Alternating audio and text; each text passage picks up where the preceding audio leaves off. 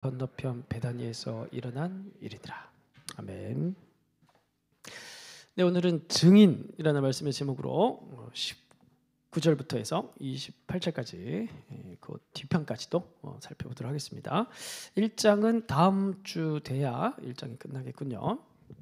네, 지난주 첫 시간이었는데 1장 1절부터 18절까지는 서시, 그러니까 요한복음 21장까지 아주 대하드라마입니다.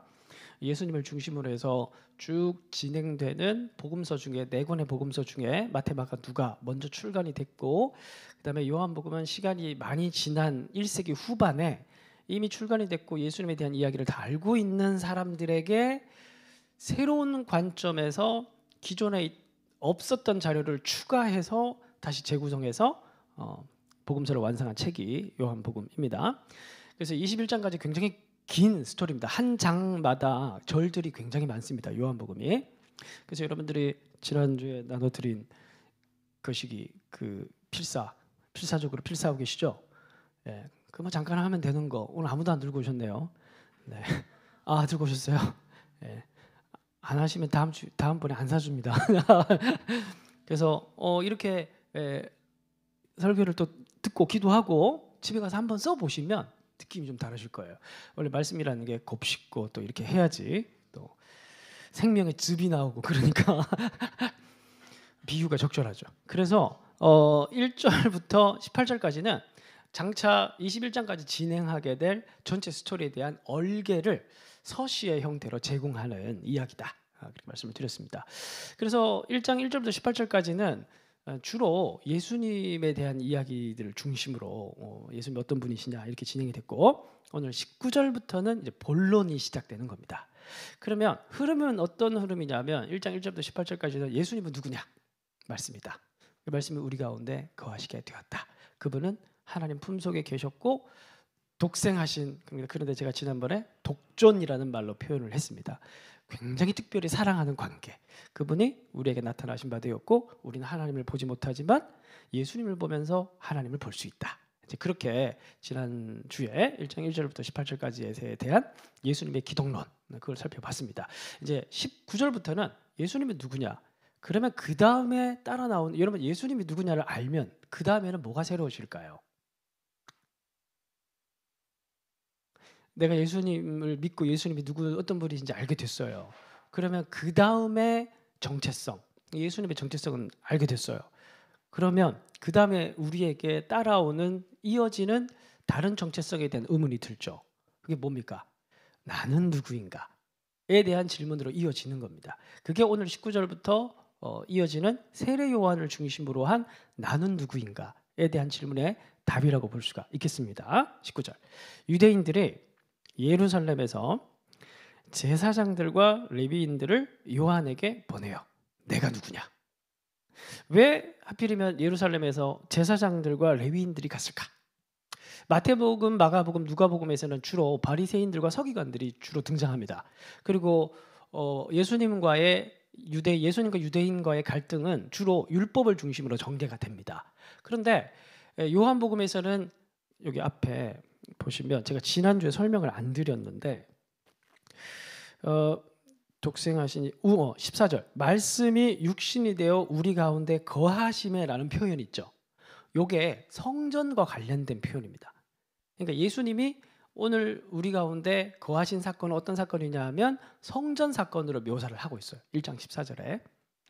그러니까 요한복음은 율법 논쟁을 중심으로 했던 다른 복음서와는 달리 성전 중심으로 예수님 논쟁을 전개하려고 합니다. 그러니까 성전 대신 예수님을 강조하려고 하는 거예요. 다른 마태복음 같은 경우에는 막 율법에 나는 율법을 완성하러 왔다. 마태복음 보면 그런 이제 이야기로 막 시작되잖아요. 산상수훈이. 요한복음에서는 그것보다 성전에 대한 관심이 훨씬 많습니다. 그래서 19절 보면 예루살렘 뭐가 있어요? 성전 있죠. 그러면 성전에서 종사하는 사람들은 누구예요? 제사장 그리고 레위인들이죠. 그죠? 그래서 그 사람들이 이제 세례 요한에게 온 거예요. 왜 왔을까? 겹치니까. 뭐가 겹칠까요? 하는 일이. 그러니까 세례 요한이 뭘 했어요? 요단강에서 세례를 베풀었죠. 근데 요한복음에 없는데 마태복음 보면 사람들이 세례 요한에게 와서 죄를 자복하고 이런 말이 나옵니다. 그러니까 사람들이 가서 세례 요한에게 단순히 세례를 받는 게 아니라 세례를 받으면서 죄를 자복하고 죄 사함을 받는 행위를 하는 듯이 보이는 겁니다. 어디에서? 종교 중심지인 예루살렘 성전 종사자들이. 성전에서는 주로 하는 일이 뭐예요? 동물제사. 동물제사를 왜 드려요? 속죄. 겹치는 거예요. 어쭈 뭐하냐 너 지금? 우리가 해야 될 일을? 네가 뭔데? 근데 이게 뭐 자기가 또 직접적으로 또 요한이 뭐 내가 메시아다 뭐 이런 적은 없으니까 사람들이 가서 막 죄를 자복하고 막 세례를 받고 이런데 뭐 요한은 뭐 이렇게 물 퍼주고 이 정도 하는데 이상한 걸 이단인가? 이 자식 뭐지? 이러면서 19절에 보니까 유대인들이 제사장과 레위인들을 요한에게 보낸 겁니다. 관찰하라고. 그래서 이제 시비를 거는 그런 장면이에요. 그런데 이들의 질문이 뭡니까? 보내요. 뭐라고 질문합니까? 네가 누구냐? 되게 철학적인 질문이죠. 네가 누구냐? 다른 말로 하면 네가 뭔데? 네 뭐 돼? 약간 이런 네 뭐 돼? 네가 누구냐? 훨씬 줄이면 약간 이런 질문인 거예요. 또 다른 말로 느리면은 네가 메시아냐? 이런 표현도 됩니다. 자, 그러니까 요한이 뭐라고 얘기를 합니까?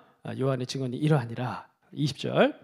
요한이 드러내어 말하고 숨기지 아니하니. 드러내어 하는 말이 그러니까 자기가 가감없이 그냥 딱 잘라서 얘기를 한 거예요. 뭐라고 얘기를 하냐면 나는 그리스도가 아니다 라고 얘기를 한 겁니다. 자, 그런데 뭐든지 밥줄이 걸린 문제는 집요합니다. 겹치면 안 되잖아. 그죠? 그러니까 얘네들이 그러기에는 뭔가 찜찜한 거예요. 왜냐하면 이때 당시에 메시아 운동이 굉장히 많았던 시대였습니다. 성경 기록에도 보면 갈릴리 유다가 예수님 시대에 폭동을 일으켰고 그리고 이제 처형당해서 죽었죠. 그리고 그보다 한 100년 정도 전에 마카비 운동이라고 있었습니다. 그때도 이제 군사적 반란, 그 약간 메시아 운동의 군사적 메시아 운동의 원조 같은 형태가 마카비 운동이었고 그리고 이후에도 바르코쿠바 반란이라고 또 군사적 메시아 난이 있었습니다. 그러니까 이 사람들이 생각했을 때 군사적 메시아는 무기를 들고 메시아 운동을 벌이는 사람들은 위험하지 않았어요.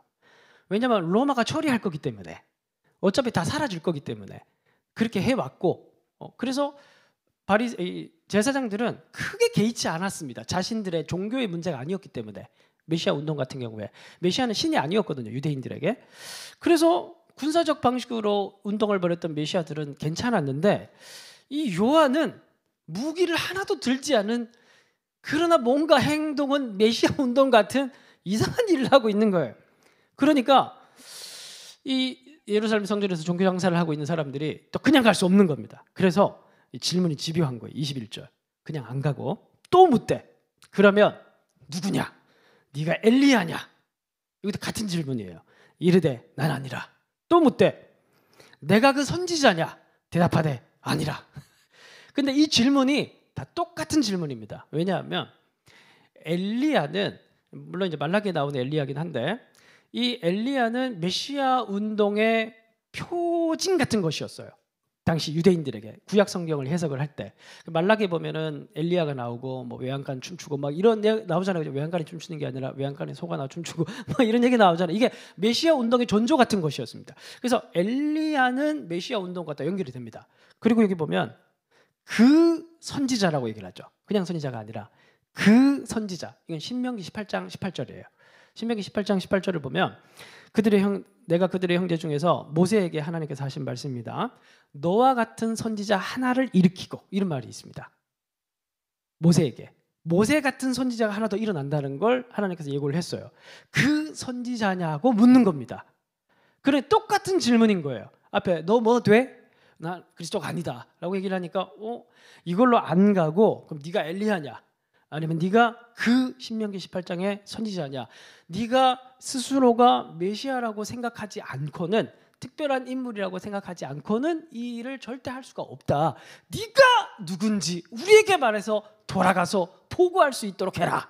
이제 이렇게 예루살렘에서 파송받은 이 감찰관들이 계속 얘기를 하고 있습니다. 요한이 몇 번 부인했습니까? 요한이 몇 번 부인했습니까? 3번, 3번 부인을 했죠. 그러니까 정확하게 요한은 증인으로서 먼저 가장 중요한 게 뭐냐면 우리 다른 공간복음에서는 자기를 부인하고 나를 쫓으라고 예수님께서 말씀하셨죠. 요한복음에는 그 말씀이 아니라 이런 식으로 나오는 겁니다. 뭐냐 하면 예수를 쫓는 사람에게 가장 첫 번째 중요한 조건이 뭐냐 하면 자기를 부인하는 거예요. 이 자기를 부인하는 건 뭐냐 하면은 이 세례 요한에게는 자기가 메시아가 아니라는 거, 자기 정체성을 새롭게 하는 것이죠. 지난주에 수능이 있었습니다. 지지난주인가요? 네, 저희 집에 수험생이 있긴 한데 이걸 잘 모르. 최악이네, 그죠? 어쨌든 수능이 지난주인지 지지난주 있었습니다. 이 수능을 준비하는 아이들을 보니까 물론 저희 집 아이는 아니고 주변에 저기 신호에 갔더니만 거기도 고3 부모가 둘이 있더라고요. 막 얘기를 간증을 하는데 공감이 잘 안 돼요. 어쨌든 막 아이 막 학교까지 데려다주고 막 기다리고 막 이러고 있는데 뭐 이렇게 어쨌든 그 아이들 정말 어떻게 보면 청소년 시절을 그 꽃같은 시절을 다 보내면서 자기가 뭐 되기 위해서 뭐라고 불리우기 위해서 그렇게 열심히 살잖아요. 그죠? 여러분들은 열심히 노력해서 뭐라고 불리우고 있습니까? 여러분들은 앞으로 또 뭐가 되고 싶습니까? 여러분들은 뭐라고 불렸을 때 가장 가치 있고 행복하다고 느꼈습니까? 오늘 본문의 이야기는 사실 정체성의 이야기입니다. 너 누구냐? 예수님은 말씀이시고 하나님의 아들이시고 독생하신 그분께서 우리에게 나타나셨는데 그럼 너가 그 예수님을 영접하는 자, 곧 그 이름을 믿는 자들에게는 하나님의 자녀가 되었는데 그러면 너는 이전에 있었던 정체성은 버려야 하고 새로운 정체성을 가져야 하는데 너는 누구냐? 이렇게 질문을 들어가는 거예요. 그래서 22절 보면 또 말하되 누구냐? 너는 누구냐는 거예요. 우리를 보는 이들에게 대답하게 하라. 너는 내게 대하여 무엇이라 하느냐? 회피하지 말고 정확하게 말해라. 이렇게 얘기를 하는 거예요. 23절 다 같이 읽겠습니다. 시작. 주의 길을 걷게 하라고 광야에서 외치는 자의 소리로다. 야, 자기를 광야에서 외치는 소리로다. 이렇게 묘사를 합니다.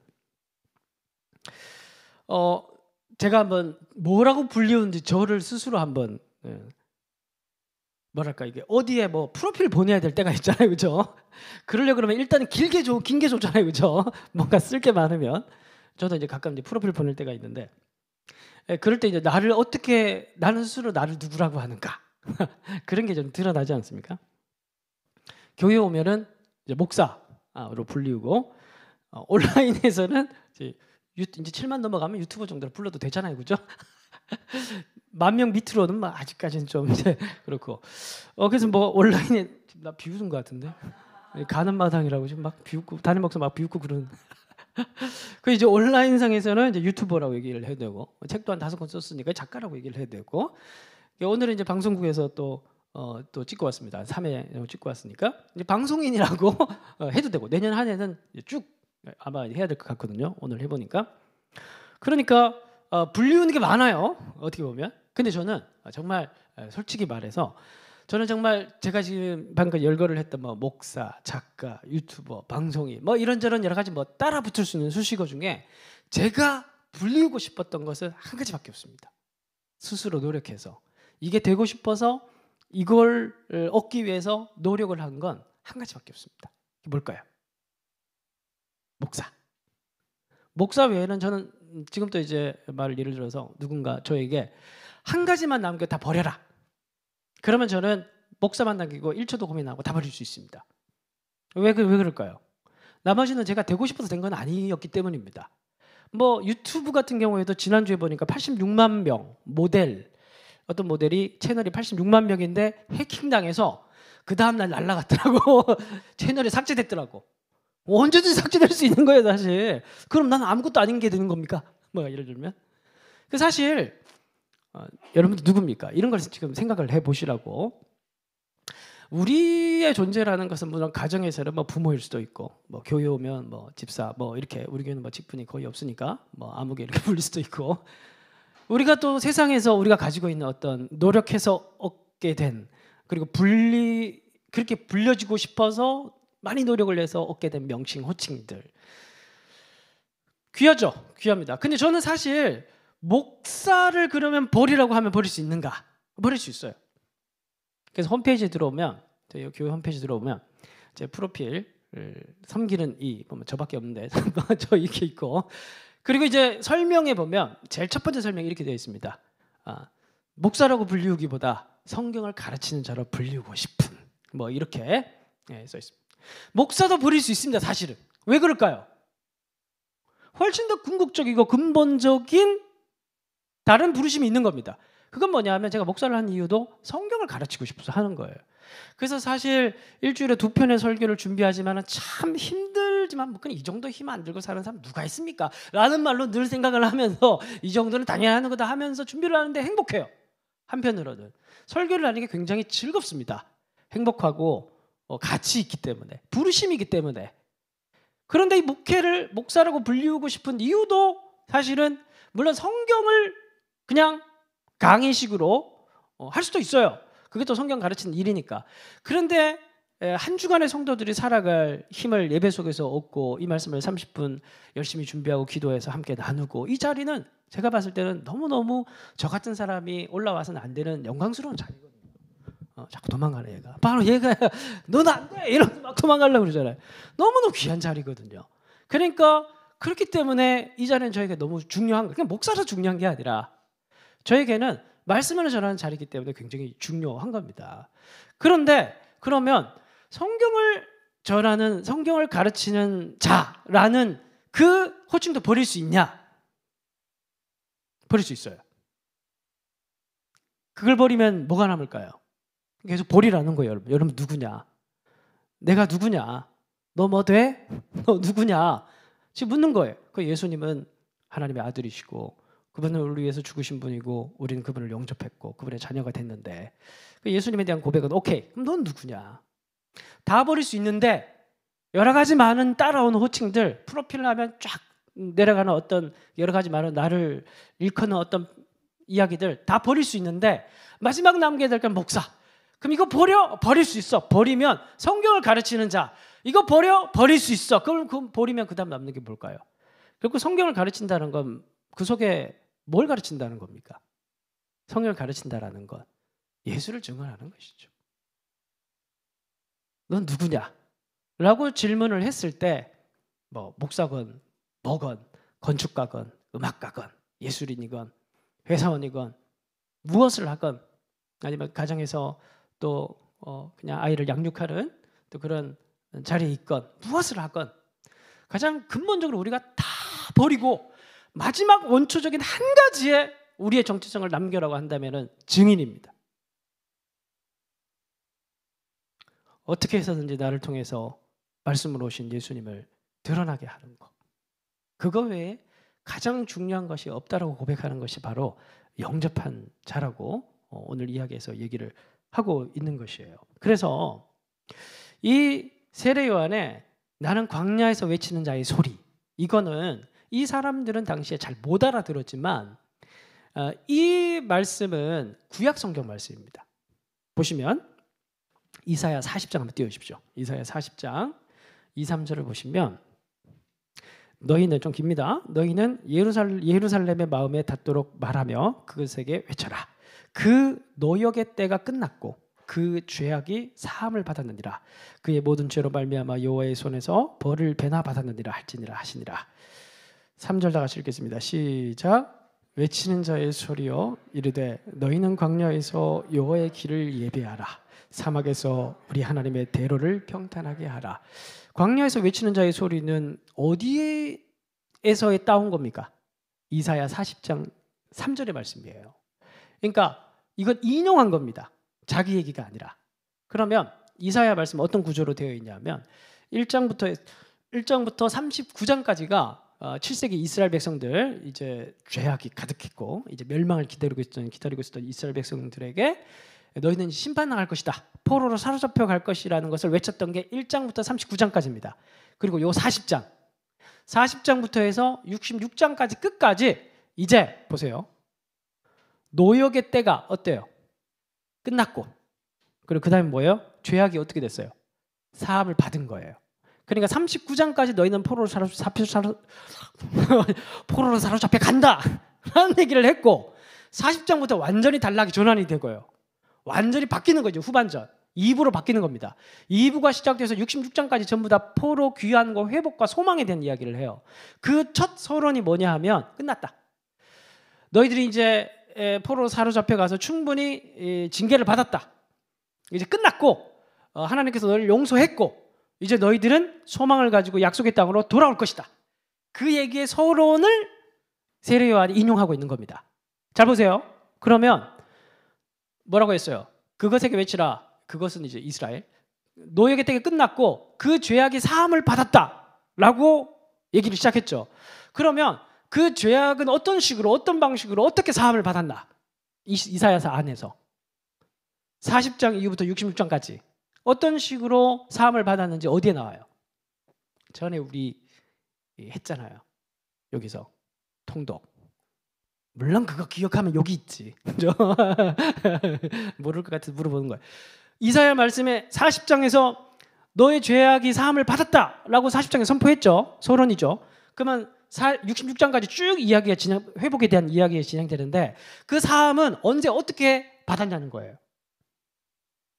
이사야 53장에 뭐라고 기록이 되어 있습니까? 그가 찔림은 우리의 허물 때문이요 그가 상함은 우리의 죄악 때문이라. 그러면서 53장에 40장에 얘기를 했던 죄악이 사함을 받았다라는 그 선언이 언제 어떤 식으로 이루어졌냐에 대한 얘기가 이사야서 53장에 나오는데 3장의 이야기는 뭐냐 하면은 하나님께서 세우신 도살장으로 끌려가는 어린 양을 통해서 그 모든 이스라엘의 죄악의 짐을 대신 지고 그런 방식으로 대신 채찍에 맞으시고 고난을 당하시면서 해결을 했다라는 이야기가 53장의 예언적 구절로 나오는 겁니다. 세례 요한은 지금 무엇이라고 자기를 규정하고 있냐면 물론 그때 당시에 예루살렘에서 온 제사장과 레위인들은 이해를 하고 있지 못했지만 성경도 안 읽나 봐요. 그죠? 바리새인들이 그 사람들이 제사장들은 모세 오경만 인정했으니까. 그러니까 지금 세례 요한은 자기가 40장이 되어서 53장을 바라보고 있는 거예요. 이해가 되세요? 지금 세례 요한은 요단강에 서서 세례를 베풀면서 이렇게 하고 있는 이유가 뭐냐? 너 뭐 돼? 뭐 하고 있는 거야? 네가 하고 있는 일을 설명해봐. 너는 어떤 사람이야? 너는 뭐 하고 있는 사람이야? 이렇게 물었을 때 자기 자신을 나는 이사야 40장이다 이렇게 얘기를 한 거예요. 그러면 오늘 말씀 돌아와서 오늘 말씀 들어 29절 봅시다. 29절. 이튿날 요한이 예수께서 자기에게 나오심을 보고 이르되 다 같이 읽겠습니다. 시작. 보라 세상 죄를 지고 가는 하나님의 어린 양이로다. 그러니까 세례 요한은 자기 자신을 나는 누구냐 어떻게 생각하면 자기 자신을 이정표로 생각을 한 겁니다. 40장에 되어서 서 있는 거예요. 너는 누구냐? 광야에 외친 자의 소리다. 나는 이사야 40장이다. 그런데 이 사람들은 몰랐지만 세례 요한 스스로 29절에 나타난 걸 보니까 보라 세상 죄를 지고 가는 어린 양이 이사야 53장이다. 자기 스스로가 이 모든 행위를 통해서 53장을 가리키는 화살표가 되어서 요단강의 그 사막에 서 있는 거예요. 자, 계속 이어지는 이야기를 보면 25절. 또 물어 이르되 내가 만일 그리스도도 아니요 엘리야도 아니요 그 선지자도 아닐진데 어찌하여 세례를 베푸냐? 네가 뭔데 그러면 세례를 베푸냐? 그러니까 지금 계속 동문서답하니까 얘들 지금 이해는 못하겠고 그럼 세례는 왜 베푸고 있니? 물세례. 그러니까 26절 또 동문서답합니다. 요한이 대답하되 나는 물로 세례를 베풀거니와 너희 가운데 너희가 알지 못하는 한 사람이 섰으니 곧 내 뒤에 오시는 그이라. 나는 그의 신발끈 풀기도 감당하지 못하겠노라 하더라. 너 왜 세례를 베풀고 있니? 라고 얘기를 하니까 여기 대답은 안 하고 뭐라고 얘기를 합니까? 내 뒤에 더 센 사람 온다. 완전 동문서답인데 그런데 이게 또 동문서답이 아니라 이게 또 아까 앞에서 했던 얘기랑 똑같은 얘기입니다. 자, 보시면 에스겔서 36장 24에서 27절 띄워. 이게 전부 다 그 예언서를 통해서 하나님께서 예언자들을 통해서 몇백 년 전에 메시아가 왔을 때 일어나게 될 일들에 대한 예언들입니다. 굉장히 중요한 단락들이고 본문들이에요. 36장 24절부터 보면 내가 너희를 에스겔서도 1장부터 32장까지는 이스라엘의 심판에 대한 얘기, 33장부터 48장 마지막 장까지 회복과 소망에 대한 이야기. 그리고 지금 몇 장이냐면 36장이에요. 33장부터 시작을 했다가 36장에서 회복과 소망에 대한 메시지를 하면서 그때 무슨 일이 벌어지는지 그걸 얘기를 하는 겁니다. 내가 너희를 여러 나라 가운데서 인도하여 내고 여러 민족 가운데서 모아 데리고 고국 땅에 들어가서 25절 보니 뭐라고 합니까? 맑은 물을, 세례, 요한이 하고 있는 그걸 얘기는 하는 거야. 맑은 물을 너희에게 뿌려서 너희로 정결하게 하되 곧 너희 모든 더러운 것에서와 모든 우상 숭배에서 너희를 정결하게 할 것이며, 여기까지가 뭐 하는 역할이에요? 세례 요한이 지금 이 정도를 하고 있는 거예요. 그러면 26절 이거 끝나는 게 아니에요. 또 새 영을 너희 속에 두고 새 마음을 너희에게 주되 너희 육신에서 굳은 마음을 제거하고 부드러운 마음을 줄 것이며 또 내 영을 너희 속에 두어 너희로 내 율례를 행하게 하리니 너희가 내 규례를 지켜 행할지라. 그러니까 지금 또 세례 요한이 그러니까 너 왜 세례를 주고 있니? 이렇게 얘기를 하니까 세례 요한이 뭐라고 얘기를 했다고요? 내가 물로 세례를 주지만 저 뒤에 오시는 분은 훨씬 더 대단한 걸 줄 거야. 이렇게 동문서답을 했다고 얘기를 했죠. 그 말은 무슨 말이냐 하면은 똑같은 말이에요. 자, 다시 30장 와봅시다. 왔다 갔다 죄송해요. 요한복음 30절 보면 30절 32절 봅시다.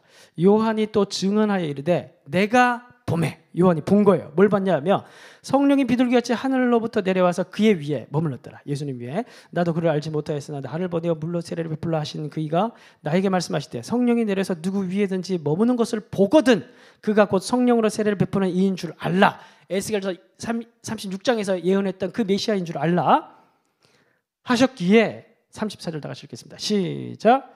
내가 보고 그가 하나님의 아들이심을 증언한. 내가 보고. 그러니까 뭘 본 거예요? 세례 요한이 예수님 머리 위에 성령이 비둘기처럼 머문 걸 본 겁니다. 저분은 에스겔 36장에서 예언했던 어떤 분? 성령으로 세례를 주는 분이라는, 그래서 마음을 새롭게 하는 분이라는 사실을 알게 됐다. 내가 증인이라는 거, 내가 봤다라는 거예요. 그래서 요한은 요단강가에서 뭘 하고 있는 겁니까? 물세례를 베풀다가 사람들이 와서 너 뭐하니? 그러면 뭐라고 얘기를 하는 거예요? 저기 저 뒤에 더 센 분이 있다. 그리로 보내는 역할을 하고 있는 겁니다. 이해가 되세요? 그러니까 앞에 구절까지 물로 세례를 베푸는 일을까지 하다가 저기 정말 진짜 성경에서 얘기를 하는 본질적인 세례, 성령의 세례를 주는 분이 예언을 했던 메시아가 저기 있는데 세례 요한은 왜 여기 서서 물 세례를 베풀고 지금 이런 오해를 받으면서 하고 있냐 하면 여기도 똑같은 말을 하고 있는 거예요. 여기서 나도 이정표가 되어서 뭐하니? 저쪽으로 가봐. 너 지금 여기서 뭐하니? 저쪽으로 가봐. 그러면서 지금 이 유대 광야에서 세례 요한은 자기를 어떻게 규정하고 있냐면 나는 한마디로 이정표다. 화살표가 되어서 저쪽으로 가시오. 이게 뭐예요? 증인의 삶. 너는 누구냐? 너는 이제 누구냐? 그리스도 안에서 거듭나서 영접해서 새로운 사람이 된 너는 누구냐? 목사라 불릴 수도 있고 우리가 여러 가지 이름으로 불리고 싶어서 많이 노력하며 살아가지만 근본적으로 다 버리고 단 한 가지만 너의 인생에서 너의 정체성을 남기라고 한다면 너는 뭐라고 불리고 싶니? 그렇게 얘기를 했을 때 세례 요한은 나는 화살표다. 저쪽으로 가시오. 뭘 하든 뭐 세례를 주건 목사는 여기서 뭐 성경을 가르치건 또 여러분들이 가족에서도 뭐 하는 사람이에요. 여러분들은 가족에서도 가정에서도 물론 다 믿으면 화살표가 될 필요는 없지만 안 믿는 사람 한 사람이라도 있으면 어떻게 돼요? 그 가정에서는 화살표가 되는 거예요. 나를 보면서 저쪽으로 가시오. 우리는 모든 곳에서 이제 증인이 되는 거지. 그래서 저는 오늘 말씀 마무리하면서 저는 오늘 이 말씀을 읽으면서 참 위로의 말씀으로 받았습니다. 왜냐하면 지금까지 약간 어떤 강박이 있었던 것 같아요. 그러니까 오늘 또 말씀을 준비하면서 이 영혼들을 변화시켜야 된다. 그런 건방진 생각을 하면서 그래서 오늘 또 막 설교 열심히 준비해야 된다. 물론 열심히 준비해야죠.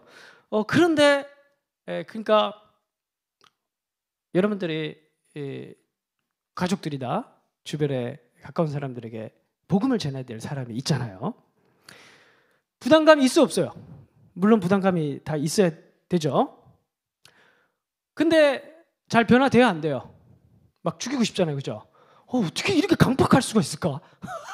어떻게 이렇게 안 믿을 수가 있을까? 이 정도로 막 정말 그런 사람들 주변에 하나씩 꼭 있잖아요. 그죠? 저희 집도 있긴 한데 이제 그러면 참 답답해요. 내가 어떻게 해야 되나? 내가 뭘 어떻게 해야 이 사람이 믿을까? 막 이런 답답함들이 있어요. 네.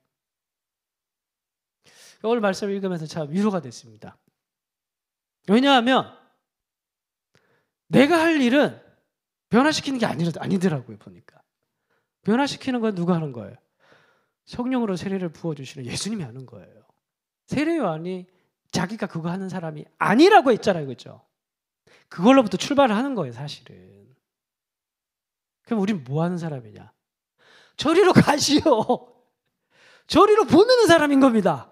저리로 보내는 사람. 예? 근데 결론이 어떻게 날지는 누구의 싸움이에요? 예수님과 그 사람의 싸움인 거예요. 성령으로 기름을 부어주셔서 사람의 마음을 변화시키는 메시아가 할 일이지 내가 메시아가 아니라는 것부터 출발을 해야 되고, 그럼에도 우리가 그것을 포기해야 된다는 얘기가 아니라 그냥 결과와 상관없이 우리는 어떤 일을 하고 어떤 곳에 있든지 이정표가 되어서 서 있는 삶을 포기하지 않는 거예요. 그게 뭐냐 하면 증인이라고 오늘 본문에서 얘기를 하는 것입니다. 편해요, 안 편해요? 마음의 위로가 돼야 안 돼요? 표정이 왜 그래요? 마음이 편해지죠? 예? 난 되게 편해졌는데 오늘 말씀 읽으면서 그래, 내가 하는 게 아니지. 나는 늘 가시오. 저리로 가시오. 할 수 있는 선에서 최대한 저리로 가시오. 그러면 언젠가 어느 때 우리 예수님께서 성령으로 세례를 주셔서 그 사람을 변화시킬 것이고, 그런 일들을 늘 예수님께 맡기고 기쁘게 해가는 것이 우리의 삶이구나. 책임은 예수님이 지고 사명은 우리가 감당하고 너무너무 좋은 분업이다. 그런 적용을 하게 됐습니다.